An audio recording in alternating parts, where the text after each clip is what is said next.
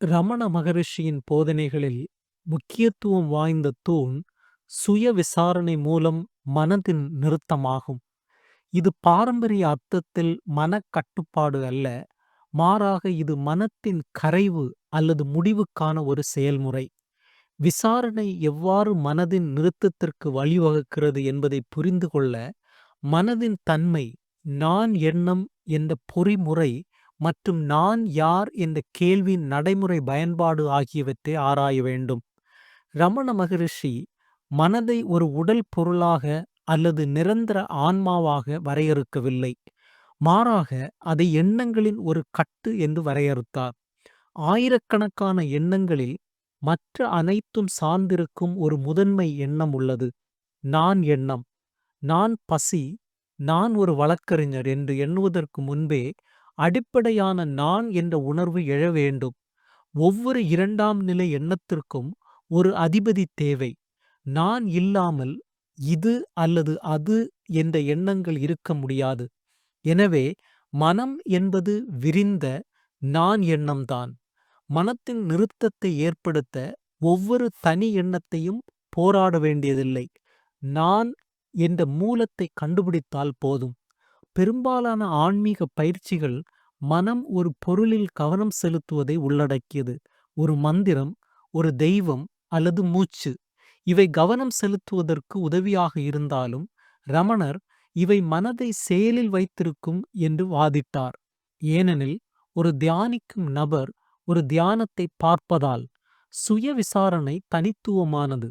ஏனெனில் இது பொருளை தனக்குத்தானே திருப்பி விடுகிறது. இது நான் தேடும் நான் ஆகும்.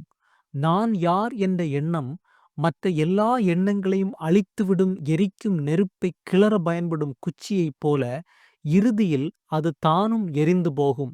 நடைமுறை செயல்பாட்டில் ஒரு எண்ணம் எழும்போது அது எதிர்காலத்தை பற்றிய கவலையாக இருந்தாலும் சரி, கடந்த கால நினைவாக இருந்தாலும் சரி, அதை தீர்ப்பது அல்லது அடக்க முயலாதீர்கள். மாறாக நீங்கள் கேளுங்கள், இந்த எண்ணம் யாருக்கு வந்தது? பதில் இயற்கையாகவே எனக்கு.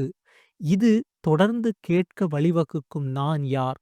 இங்கே நான் ஆன்மா போன்ற வாய்மொழி பதிலை நோக்கி அல்ல. அப்படிப்பட்ட பதில்கள் இன்னும் சில எண்ணங்கள்தான். மாறாக நீங்கள் எண்ணத்துக்கு முன்னால் இருக்கும் இருப்பு என்ற உணர்வை தேடுகிறீர்கள். நான் யார் என்று நீங்கள் தீவிரமாக கேட்கும் தருணத்தில் மனப்பிரவாகத்தில் ஒரு சிறிய இடைவெளி உள்ளது. அந்த இடைவெளியில் மனம் தற்காலிகமாக அமைதியாக இருக்கும். அந்த இடைவெளிக்கு மீண்டும் மீண்டும் திரும்புவதன் மூலம் நிலையான சிந்தனையின் நரம்பியல் பாதைகள் பலவீனமடைய தொடங்குகின்றன.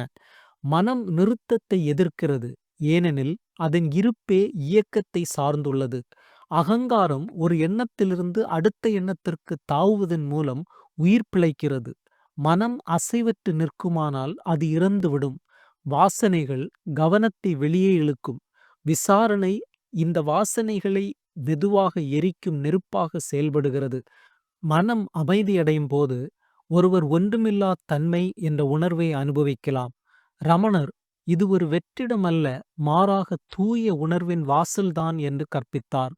விசாரணையில் மையமாக இருக்கும் மூலம் இந்த பயத்தை கடந்து செல்ல வேண்டும். ரமண மகரிஷி 2 வகையான மன அமைதியை வேறுபடுத்தி காட்டினார். மனோலயா என்பது மனதின் தற்காலிக இடைநிறுத்தம். ஆழ்ந்த தூக்கத்தில் அல்லது சில தியான நிலைகளைப் போல எண்ணங்கள் செயலற்று இருக்கும், ஆனால் திரும்ப வரும். மனோநாசா என்பது மனத்தின் முழுமையான அழிவு. இது நான் எண்ணத்தின் நிரந்தர திரும்புவது அதன் மூலமான இருதயத்தில் ஆகும். மனம் எரிந்த கயிறு போல மாறும். அது கயிறு போல் தோன்றும், ஆனால் எதையும் கட்ட அது பயன்படுத்த முடியாது. நீங்கள் உலகில் செயல்படுவீர்கள், ஆனால் நீ செய்பவர் அல்ல என்பது உங்களுக்கு தெரியும். விசாரணை மூலம் மனம் நிறுத்தப்படும்போது எஞ்சியிருப்பது ஆன்மா. இந்த நிலை சிரமமின்றி இயங்குவதால் வகைப்படுத்தப்படுகிறது. நீங்கள் இனி அமைதியாக இருக்க முயற்சி செய்ய வேண்டாம். அமைதி என்பது உங்களின் இயற்கை நிலை. நிலையான சிந்தனையின் மூட்டமின்றி கருத்து நேரடியாகவும் வக்கிரப்படுத்தப்படாமலும் இருக்கும். உள்ளே மற்றும் வெளியே என்பதற்கிடையான வேறுபாடு மறைந்துவிடும்.